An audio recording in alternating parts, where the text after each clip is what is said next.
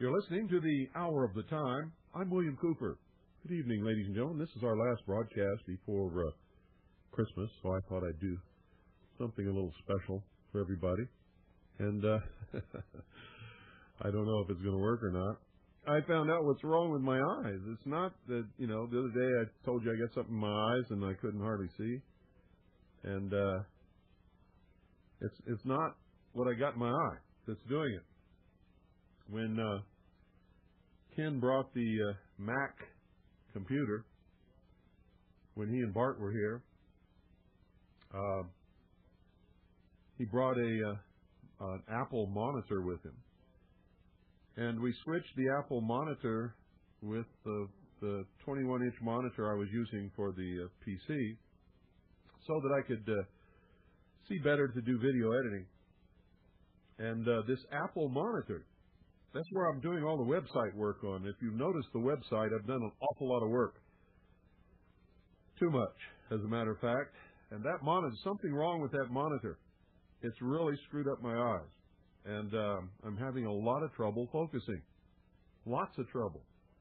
If I bend my head way down and look straight up, like over my brows ahead, I can see everything clearly. And if I move my head up real slow, then everything comes into focus for about 3 or 4, sometimes 5 minutes, and then boing, then all goes out again. So what I'm doing is I'm wearing my reading glasses with this monitor now, and that seems to help a little bit.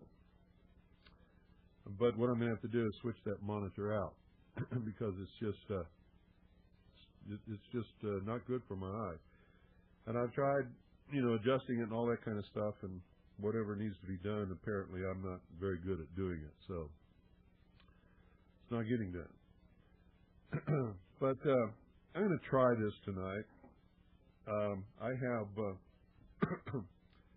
a beautiful book, which I bought some years ago. It's a collector's edition of the Treasury of Christmas Stories and Poems. And my habit was to read this to my family on Christmas. But you're my family this Christmas, so I'm going to read you some stuff from here. And I picked out some of my favorite Christmas music. You'll never guess what it is. It's what I remember from my childhood. And they are my favorites. They really are.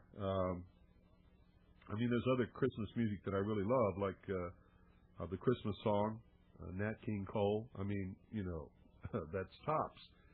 But nothing beats, nothing in the world beats what you're going to hear tonight. I wish I could play a whole lot more, but you're going to hear 3 of the classics from my childhood, sung by Gene Autry.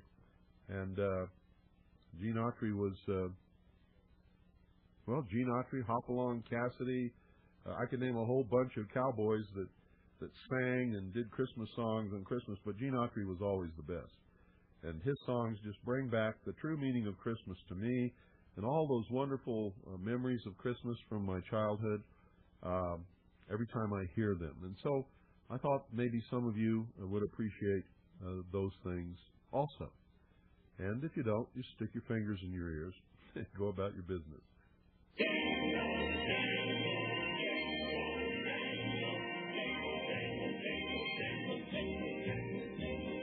Jingle bells, jingle all the way.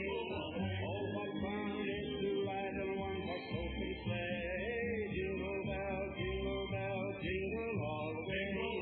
Oh, what fun it is to ride in one horse open sleigh. Dashing through the snow in a one horse open sleigh. O'er the fields we go, laughing all the way. Bells from bobtail ring, making spirits cry. What fun it is to ride and sing a sleighing song tonight. Oh, jingle bells, jingle all the way. Oh, what fun it is to ride in a one-horse open sleigh. Jingle bells, jingle all the way. Oh, what fun it is to ride in a one-horse open sleigh. Now the ground is dry, go it while you're young. The girls tonight and sing this sleighing song. Just get a bobtail wait for his song. His feet and hitch into an open sleigh and catch a case of meat. Oh, jingle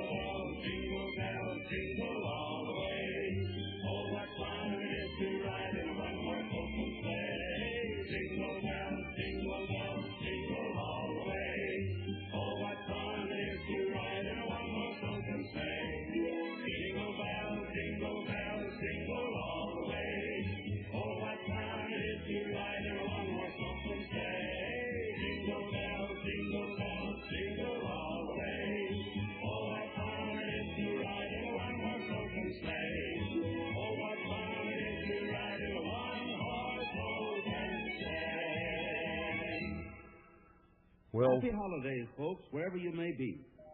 You know that song Jingle Bells has been translated in 27 different languages and sung in almost every country in the world. Now, I'd like to do a song for you that I think represents the Christmas season better than any song that I know, especially for all the folks in the city.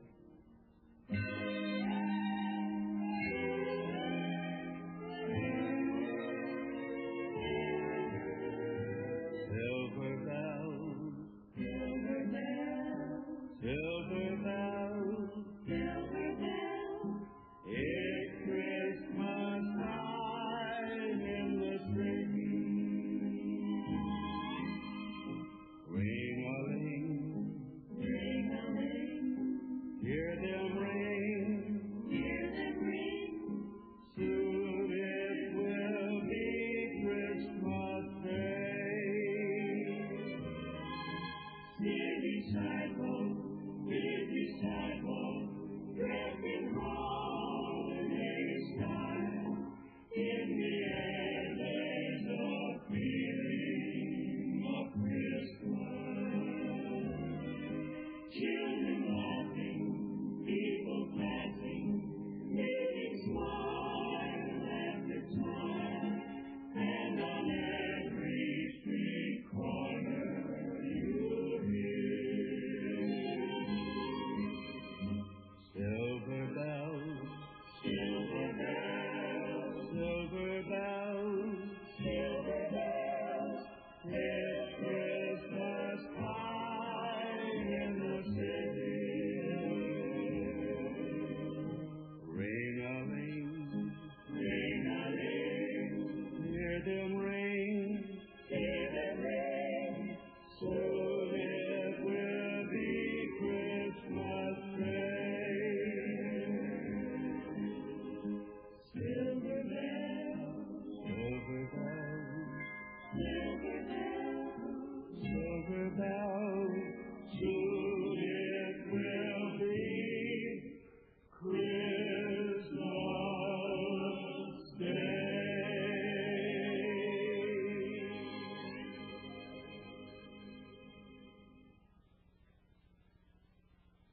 once upon a time, there was an old man whose name was Mr. Grouch. And he had lived so many years that he could hardly count them. He was little and thin and bent over and wrinkled, and he had a scraggly little beard and cross-snapping eyes. He used to carry a big stick that he would shake at the boys when they laughed at him, and he never had a smile for anybody. He lived all alone, with one crabbed old manservant in a vast house, and no one even dared to ring the doorbell. One Christmas Eve, I was coming down the street, taking gifts around to some friends, and my mind was full of Christmas.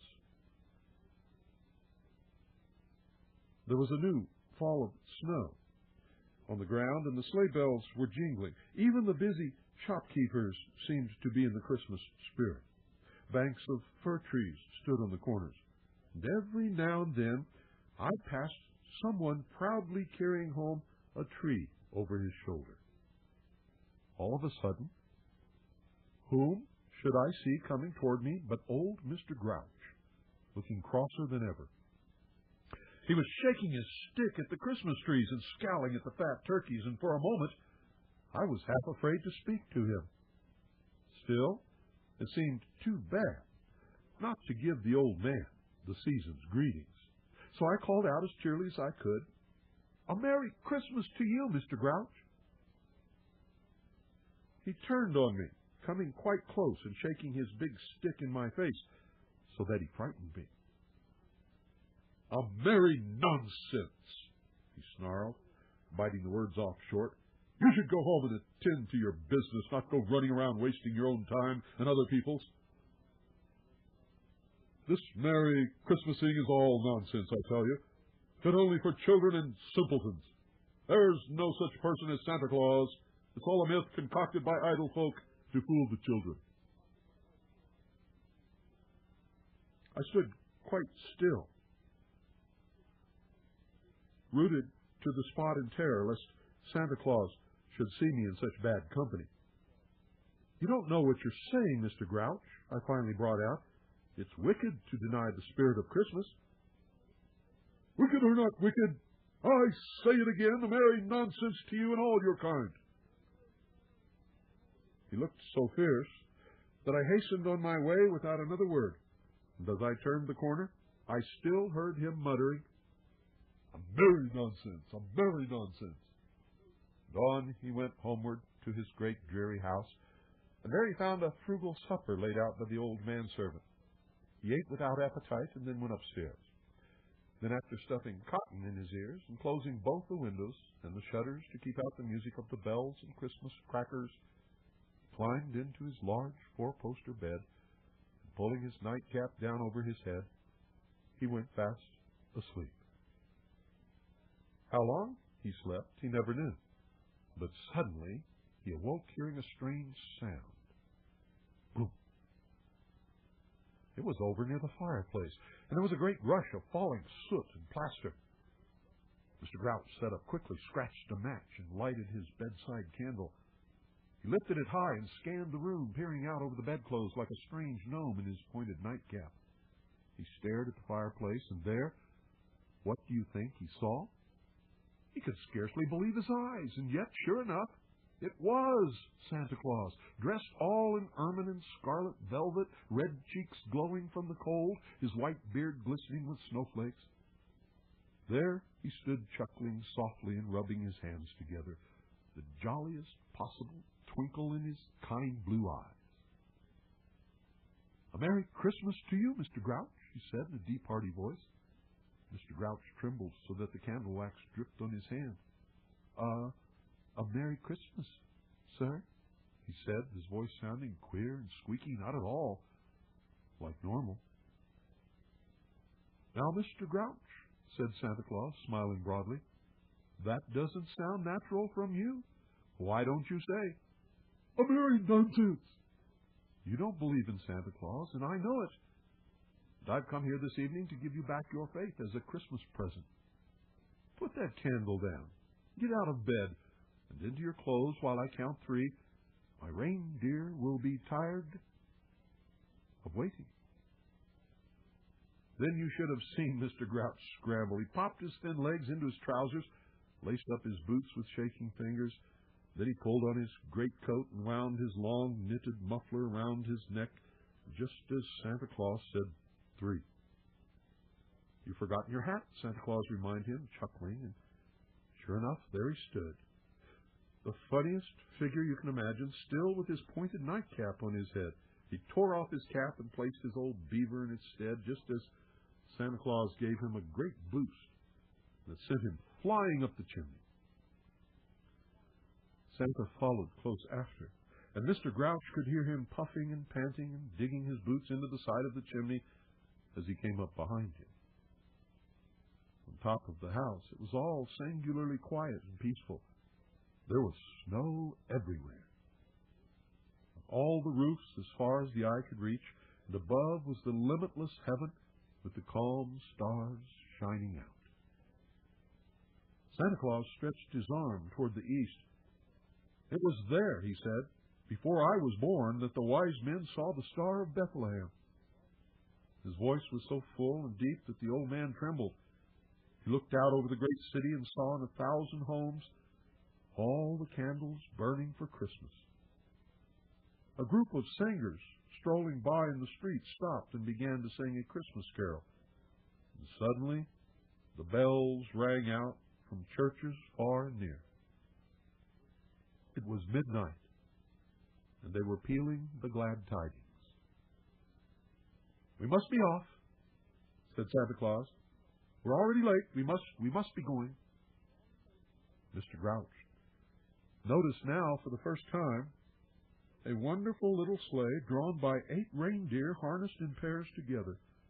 In it lay Santa Claus's great pack, bursting with toys and candy, and all sorts of joy for the children. One or two switches, which Mr. Grouch saw sticking out on the top, gave him a sense of uneasiness.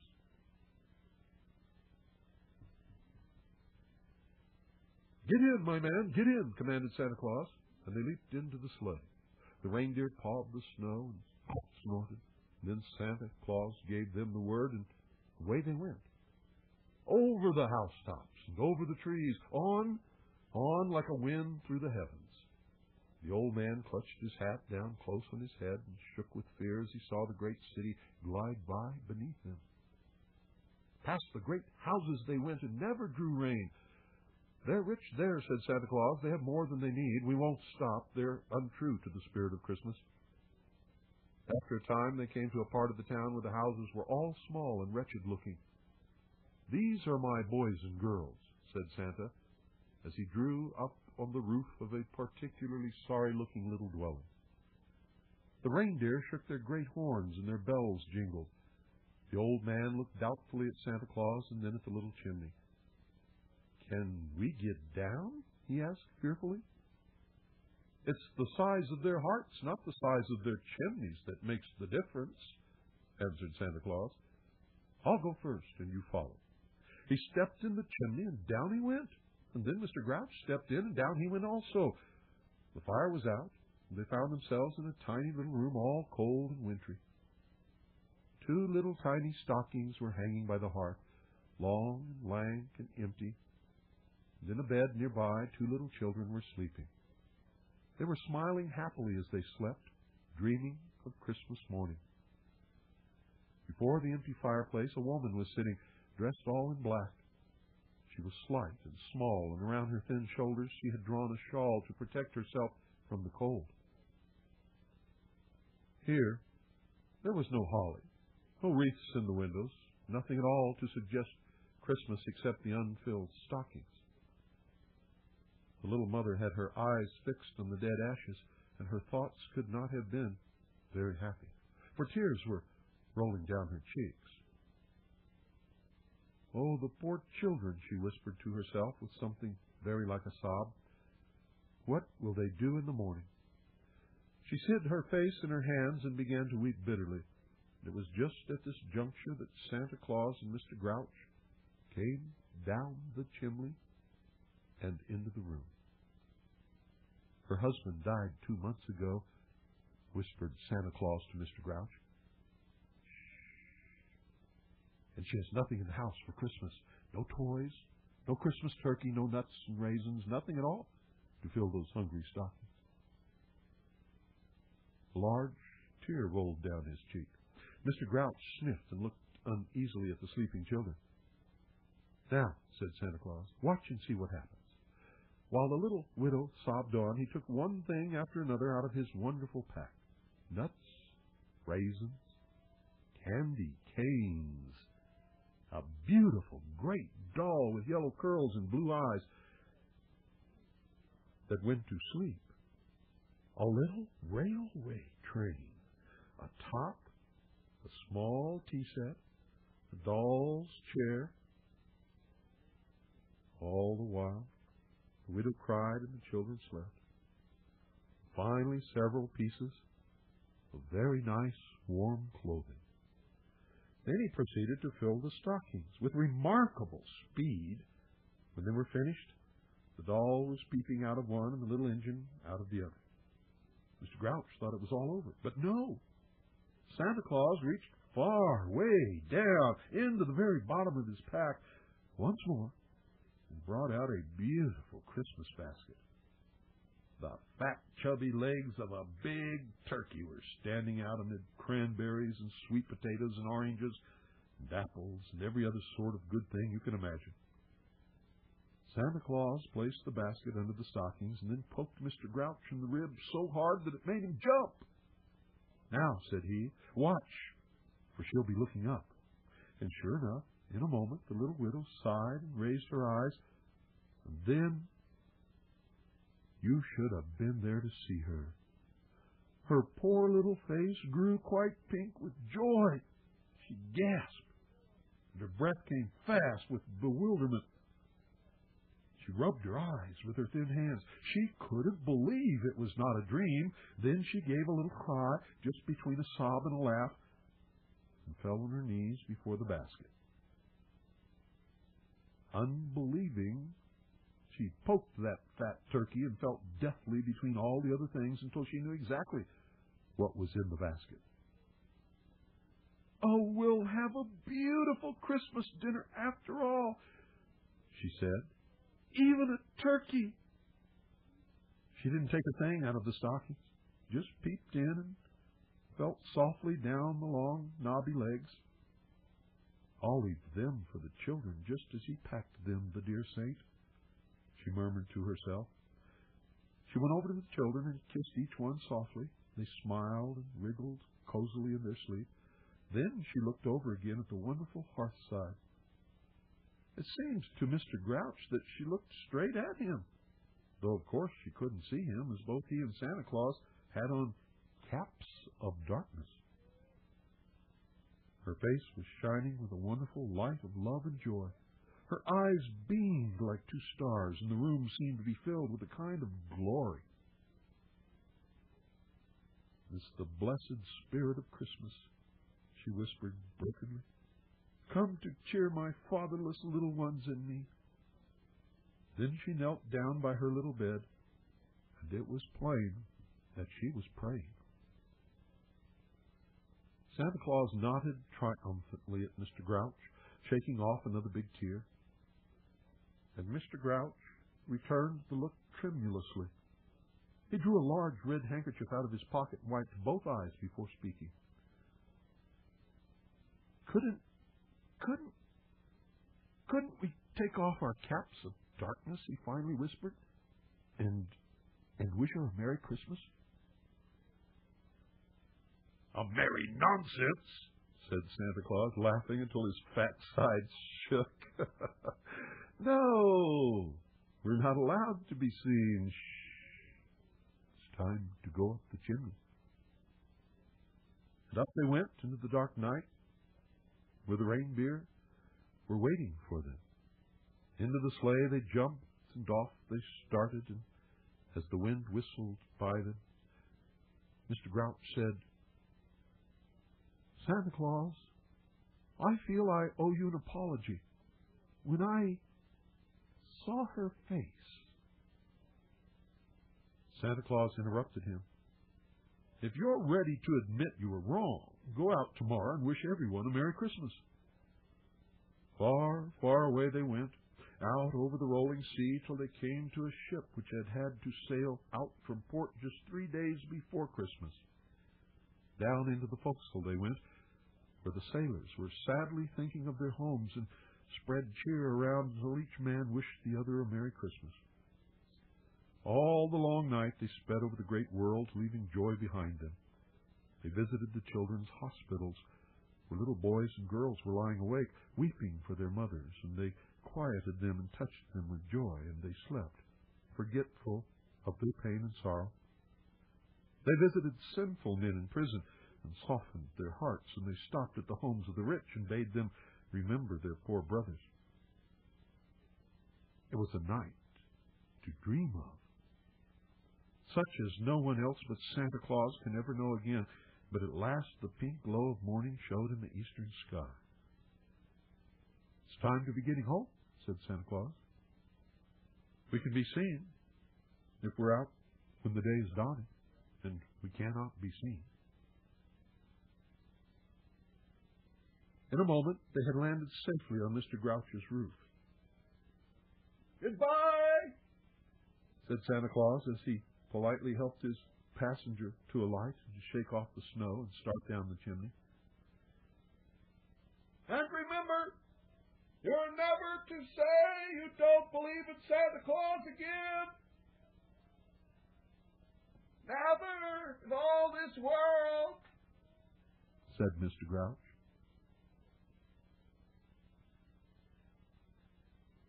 In heartfelt tones. "Long live the spirit of Christmas!" He took off his hat and bowed in an old-fashioned, ceremonious manner just before the reindeer leaped into the air and started in the direction of the North Pole. Mr. Grouch must have slid down the chimney and gone to bed after that, but in the morning he had forgotten all about that part of the adventure. When the sun was high, The old manservant knocked at the door and reminded him that breakfast was waiting. Mr. Grouch woke with a start. "A Merry Christmas to you, Andrew," he shouted. The old servant ran almost all the way downstairs with never a word.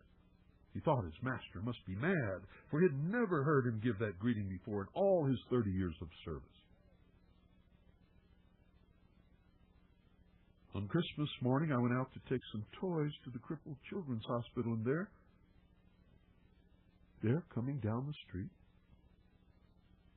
whom should I see but old Mr. Grouch, a gaily decorated little Christmas tree over his shoulder, the pockets of his greatcoat bulging with toys and candy, and behind him, trooping merrily along, an endless chain of boys and girls, each with a toy and a bag of candy. I stood stock still with surprise and waited for the profession to come up. "A Merry Christmas to you!" shouted Mr. Grouch, his face glowing from the crisp air, and all the children called out too. "A Merry Christmas!" "We're going to take this tree to some fatherless children," he said. "Would you like to come along with us?" Well, when I found my voice, I explained my errand, and quick as a wink, Mr. Grouch said they would stop at the hospital too, on the way to the other children. And so on we went, all together, and everybody smiled and beamed and echoed our joy as soon as they saw us.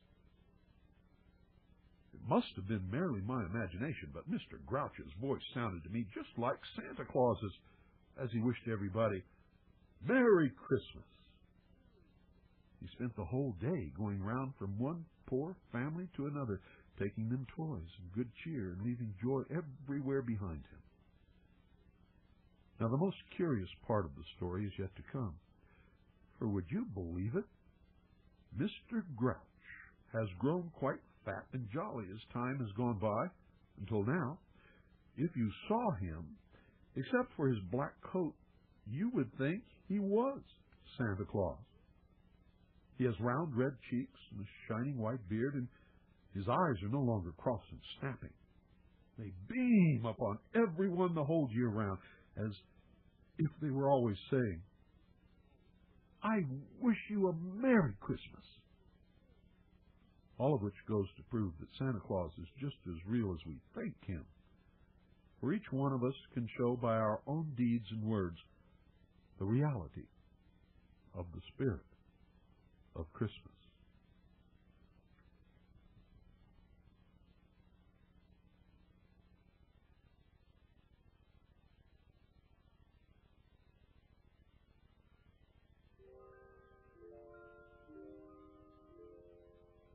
You know dashers and dancers and prancers and vixens, comet and cupid and donner and blitzen.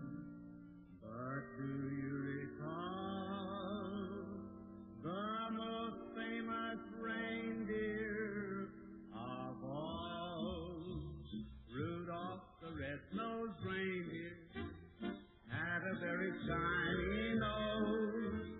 And if you ever saw it, you would even say it glows. All of the other reindeers used to laugh and call him names. They never let poor Rudolph join in any reindeer game. Then one foggy Christmas Eve, Santa came to say, "Rudolph, with your nose so bright, won't you guide my sleigh tonight?" Then how the reindeer loved him.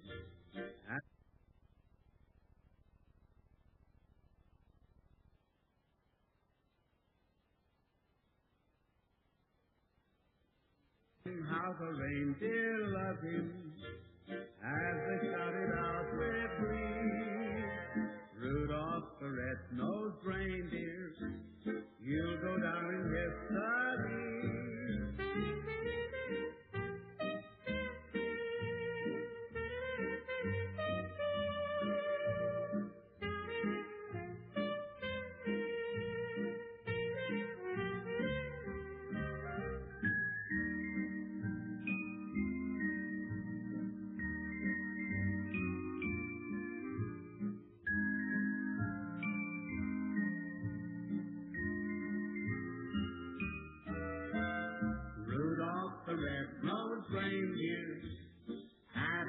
shiny nose.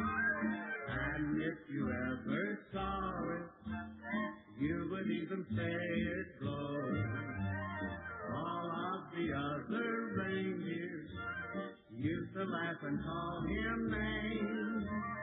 They never let poor Rudolph join in any reindeer game. Then one foggy Christmas Eve, Santa came to say, Rudolph, with your nose so bright, won't you guide my sleigh tonight? Then how the reindeer loved him as they shouted out with glee, Rudolph the red-nosed reindeer, you go down in history. Yes, Rudolph did make history.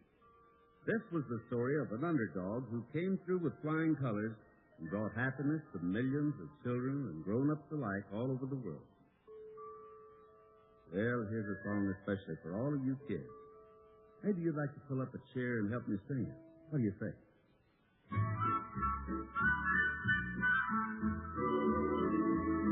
You better watch out, you better not cry, you better not pout, I'm telling you why. Santa Claus is coming to town. He's making a list and checking it twice, gonna find out who's naughty and nice. Santa Claus is coming to town. He knows when you're asleep, he knows when you're awake. He knows if you've been good or bad, so be good for goodness sake. Oh, you better watch out, you better not cry, you better not pout, I'm telling you why. Santa Claus is coming to town.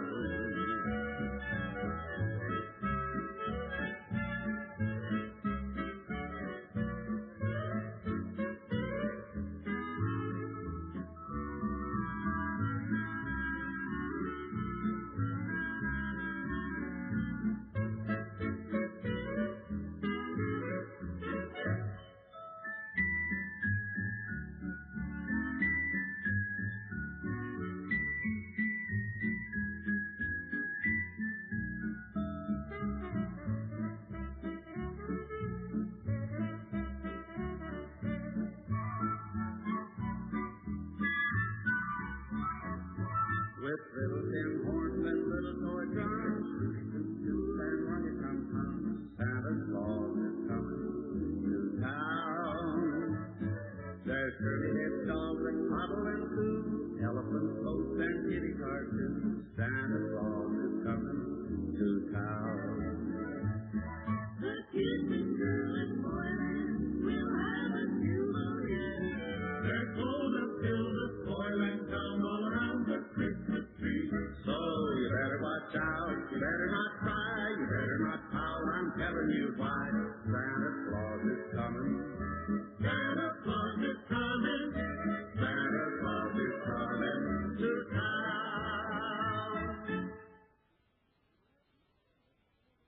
You know, bells have always been associated with Christmas. Well, how can we think of Christmas and Santa Claus without his sleigh? Put them both together, and what have you got? Sleigh bells. Sleigh bells jingle, jingle, jingling, jingle, jingle, jingle. Sleigh bells jingling, jing, jing, jingling, everything's all right. What a happy sight. Santa's busy as a bee tonight. Oh, sleigh bells jingling, jing, jing, jingling, Christmas trees aglow. Holly and mistletoe, and the whitest kind of snow. All the kiddies are sleeping as we ride through the sky. But there must be no peeping, or he might pass you by. Sleigh bells jingling, jing, jing, jingling, Santa's on his way. Hear the sleigh bells say, a happy Christmas day.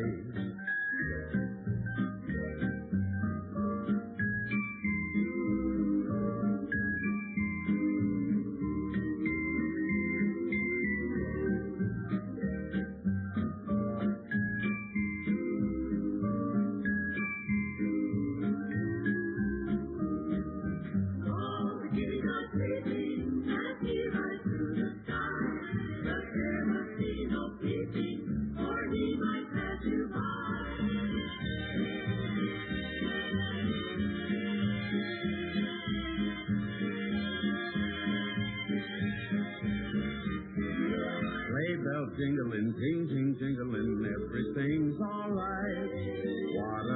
happy sight. Santa's busy as a bee tonight. Oh, sleigh bells jingling, jing, jing, jingling. Christmas trees aglow. Holly and mistletoe, and the whitest kind of snow. All the kiddies are sleeping as we ride through the sky. But there must be no keeping, or he might pass us by. Sleigh bells jingling, jing, jing, jingling. Santa's on his way. Hear the sleigh bells say, a happy Christmas day. Hear the sleigh bells say, a happy Christmas day.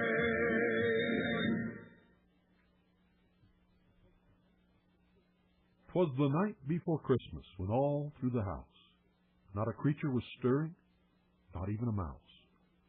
The stockings were hung by the chimney with care in hopes that St. Nicholas soon would be there.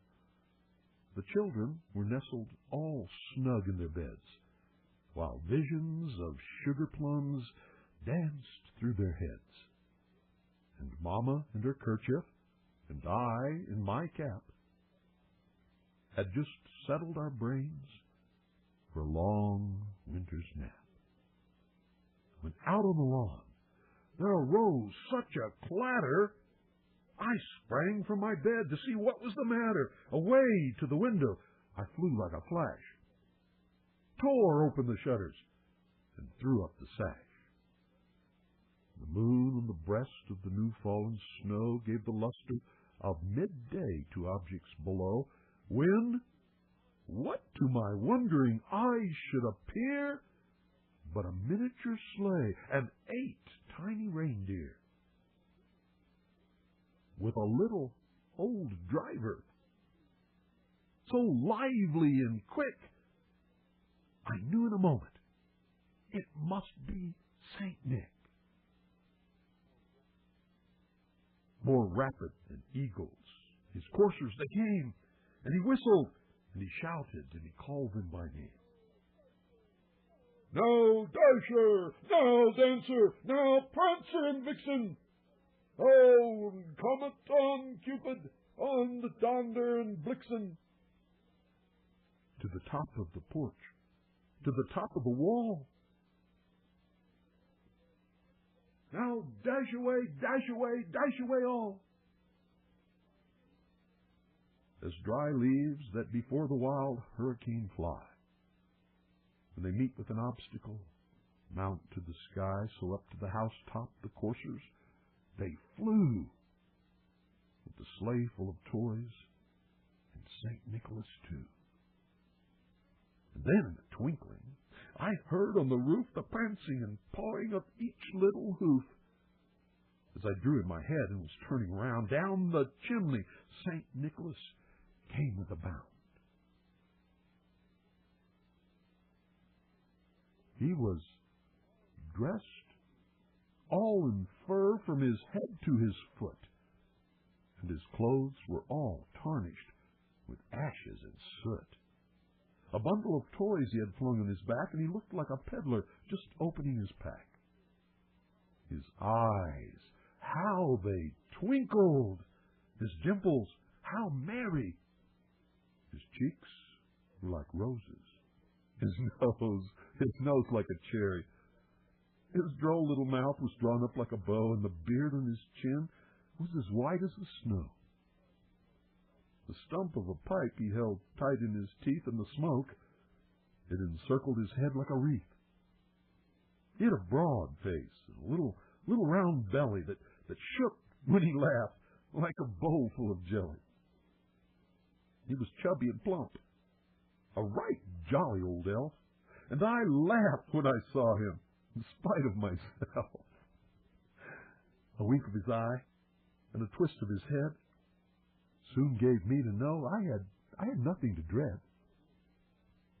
He spoke not a word, but went straight to his work and filled all the stockings, then turned with a jerk, and laying his finger aside of his nose and giving a nod, up the chimney he rose.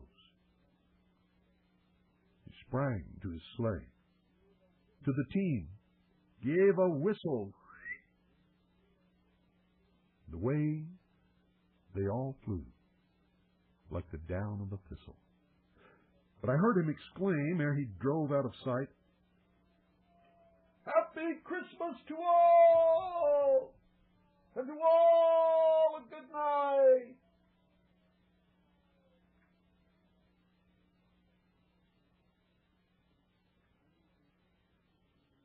I don't think any Christmas album would be complete without telling in song the most beautiful, inspiring story ever told, the story of Christmas.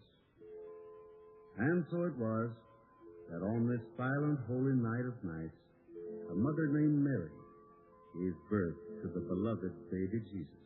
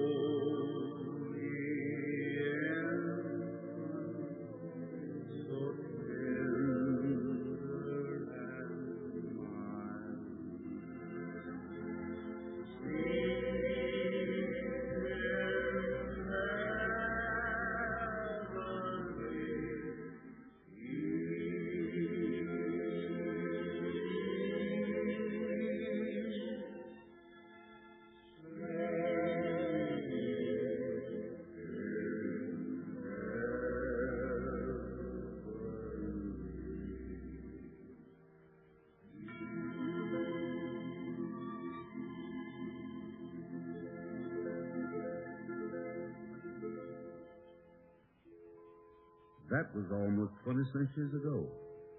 Yet every year on Christmas Day, we celebrate the anniversary of the birth of our Father in heaven. The power and the glory forever and ever. Joy to the world, the Lord is come. Let earth receive her King. Let every heart prepare his room, and let their hands make her name, let their hands make her name, and let the Maker sing.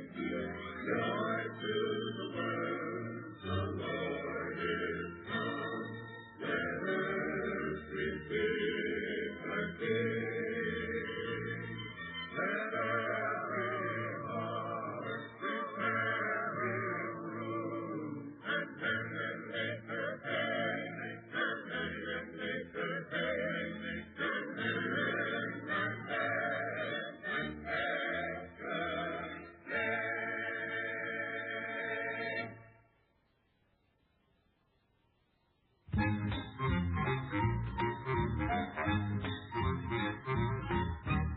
Frosty the snowman was a jolly, happy soul, with a corncob pipe and a button nose, and his eyes made out of coal. Frosty the snowman made the children laugh and play, and were they surprised when before their eyes he came to life that day. There must have been some magic in that old silk hat they found, for when they placed it on his head, he began to dance around. Oh, Frosty the snowman was alive as he could be, and the children say he could laugh and play just the same as you and me. Frosty the snowman knew the sun was hot that day, so he said, let's run and we'll have fun before I melt away. So down to the village with a broomstick in his hand, running here and there all around the square, saying, catch me if you can. He led them down the streets of town right to the traffic stop, and he only paused a moment when he heard him holler stop. For Frosty the snowman to hurry on his way. But he waves goodbye, saying, don't you cry, I'll be back again someday. Thumpity thump, thump, thumpity thump, thump, look at Frosty go. Thumpity thump, thump, thumpity thump, thump, over the hills of snow.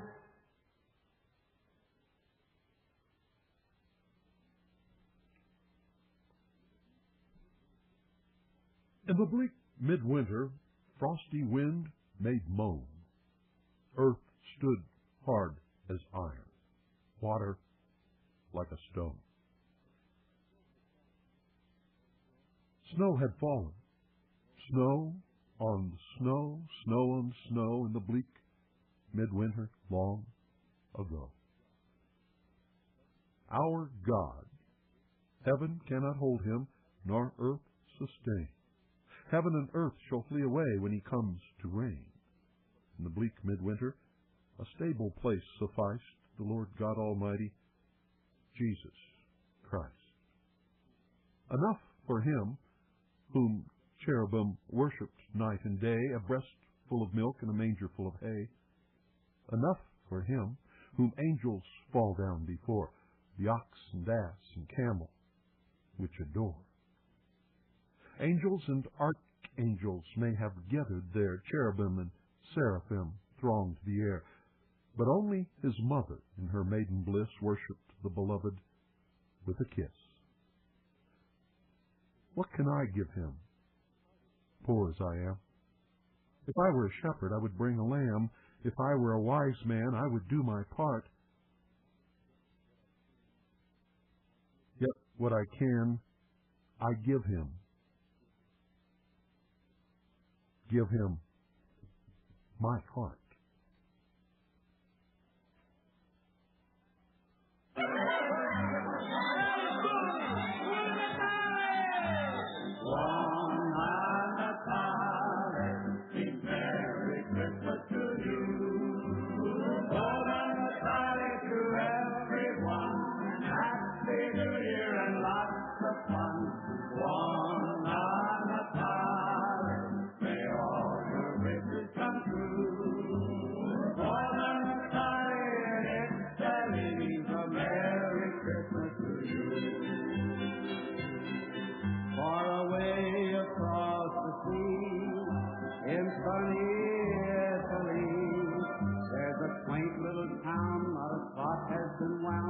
For over a century, they don't know the time of year, and no one seems to care.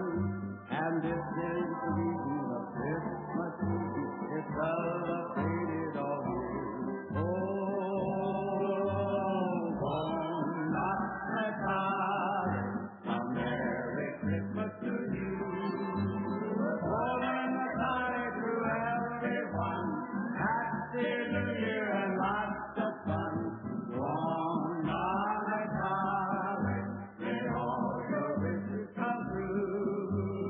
Born in the valley in Italy means a Merry Christmas to you.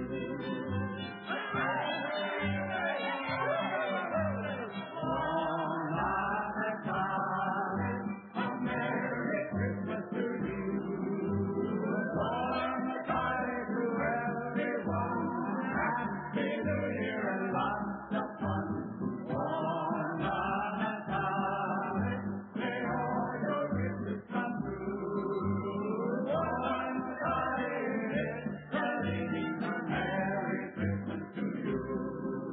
A Happy New Year to you.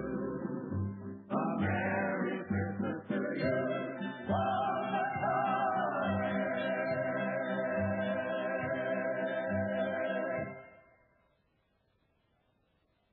Galloping, galloping, galloping, galloping, galloping, galloping, galloping, galloping. Dashes and serpents, the vixen, comet, Cupid, Donner, glisten over the moon so bright.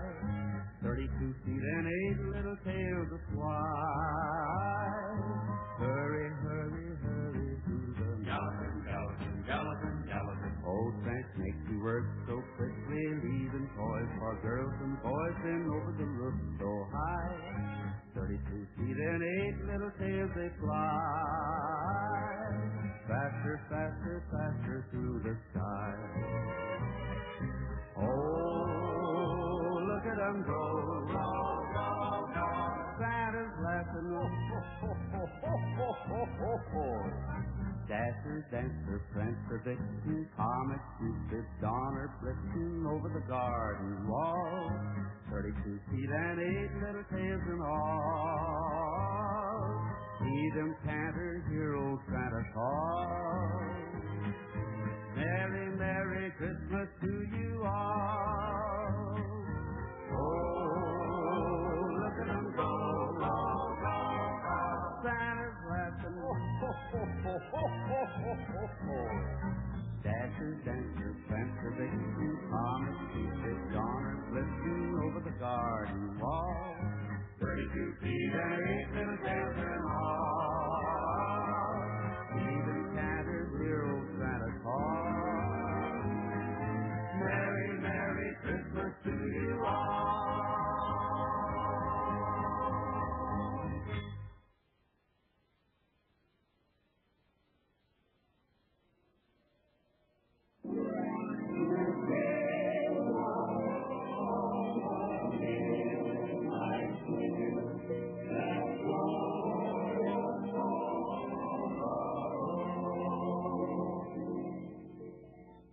This is the story of Christmas.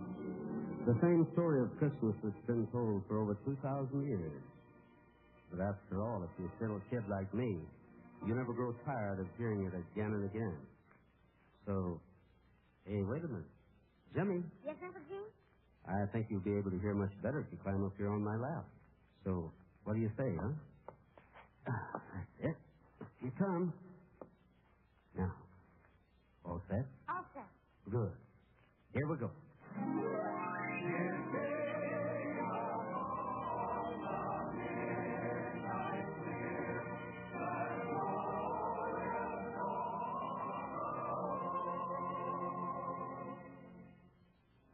Once upon a time, many, many years ago, there lived a man named Joseph and his wife, whose name was Mary, and they lived in the city of Galilee. Is that near Crystal Rock, Uncle Jim?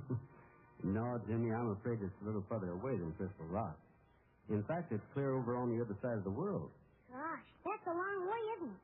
Even farther than Granny's house in Chicago. Yeah, sure is, son. Much farther.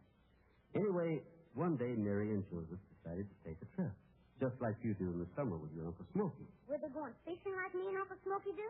No, Jimmy. They were going away for a different reason. They were going into the city to pay their taxes. What is taxes, Uncle Jim? Well, son, taxes are money that grown-up folks paid Uncle Sam. Only back in those days, they paid their money to a king instead. What does Uncle Sam do with the money? Oh, it's used for lots of things, Jimmy, like building parks and bridges and roads. Some of it even goes to pay people like Miss Simpson, the teacher down at your school. Does that cost more than 50 cents, Uncle Jim? I should say it does, son. Quite a bit more than 50 cents. Anyway, one day, Mary and Joseph picked up all their belongings, put them on their donkey, and started off. You see, in those days, people didn't have automobiles. Does the donkey look like Champion? Why, yeah, Jimmy, I guess he did.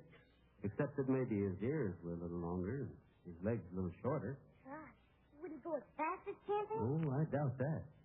You see, he was pretty well loaded down with bundles. Besides, donkeys aren't meant to go as fast as horses. That's why it took Mary and Joseph several days to make their trip. But then finally one night in the distance, they saw the city of Bethlehem.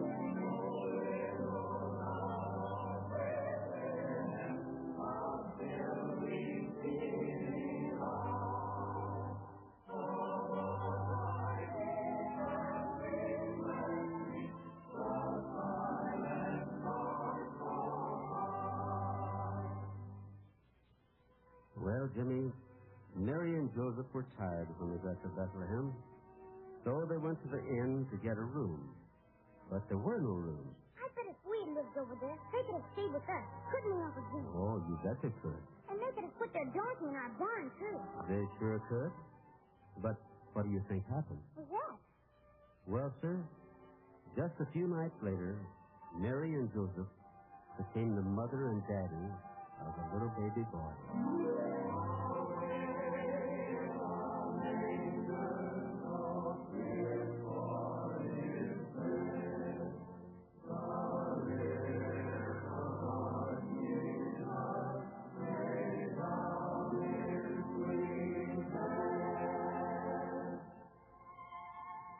But since they had no place to stay, the little boy was born in a manger.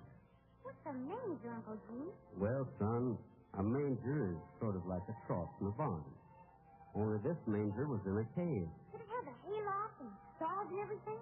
No, I'm afraid this one didn't. How did Miss Mary and Mr. Joseph keep the little baby warm? Oh, they just bundled him up in blankets. Of course, his mother stayed close to him, too. But then, that very first night, a most strange and wonderful thing happened. What? Well, sir, at the exact same time Mary and Joseph were watching over their little baby in the manger, there were lots of shepherds out in the field guarding their sheep. What was the wonderful thing that happened? Well, while the shepherds were watching their sheep, they looked up at the sky. And there, right before their very eyes, the sky seemed to get brighter and brighter. And the shepherds were afraid. Did they think it was going to storm? Oh, they didn't know what to think, Jimmy. Gosh, what'd they do? Well, that's when the wonderful thing happened. All of a sudden, an angel appeared before them and spoke to them. What's an angel, Uncle Jim? Well, son, let's see. Remember when you used to get dirty in that old mud hole out in the back of your house? How so? And then Well, folks, my Christmas gift to you is a chance to sit with your family right now and finish that story. Henry Van Dyke once said, "There's a better thing than the observance of Christmas Day, and that is keeping Christmas. And if you can keep it for a day, why not always?" Merry Christmas. God bless us, everyone. And I hope you all have a very, very